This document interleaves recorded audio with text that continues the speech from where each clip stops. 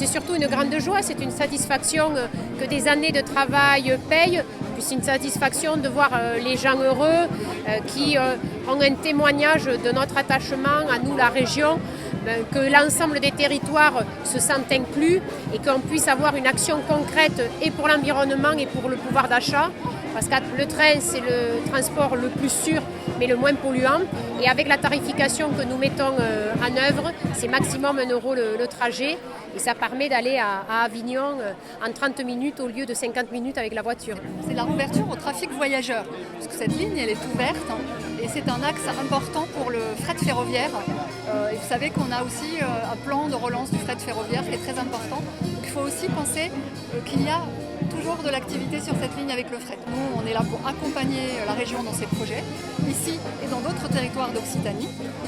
Notre priorité, c'est vraiment de travailler avec la région, avec l'État et avec tous les partenaires, rendre possible le développement du train sur le réseau ferroviaire. Et quand on facilite les échanges, eh bien, l'économie se développe toujours. Dans toutes les théories économiques, on sait très bien qu'investir dans les infrastructures de transport permet en fait l'accroissement des échanges et donc la création de richesses. Si les Romains ont construit des vias, c'était justement pour avoir un développement, avoir une croissance. Et nous, ce qu'on veut, c'est une croissance en conscience.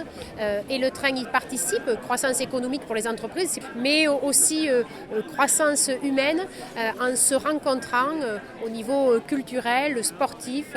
Cela permet d'être reliés. Et dans ce monde où les Françaises et les Français se sentent très insécurisés et où ils se sentent très seuls, je pense que d'investir dans les liaisons de transport, ça permet en effet de donner un message d'espoir. Là, ça va pas mal desservir pas mal de monde sur Bagnols. Vu que Bagnols s'agrandit, voilà, il fallait le train, quoi, parce qu'en voiture on a les bouchons et tout.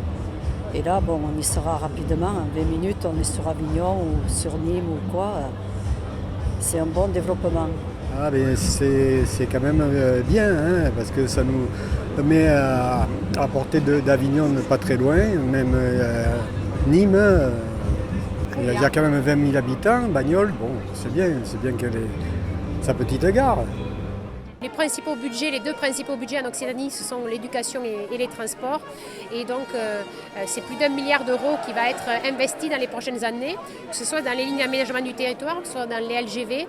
Et puis également, on souhaite que la SNCF accélère l'accessibilité dans les gares, parce qu'il y a beaucoup de retard qui a été pris malgré ma volonté. Et je souhaite qu'on puisse vraiment faire en sorte que les personnes qui ont des difficultés de déplacement, que ce soit des personnes âgées ou aussi des parents avec les poussettes, puissent accéder aux gares et aux trains.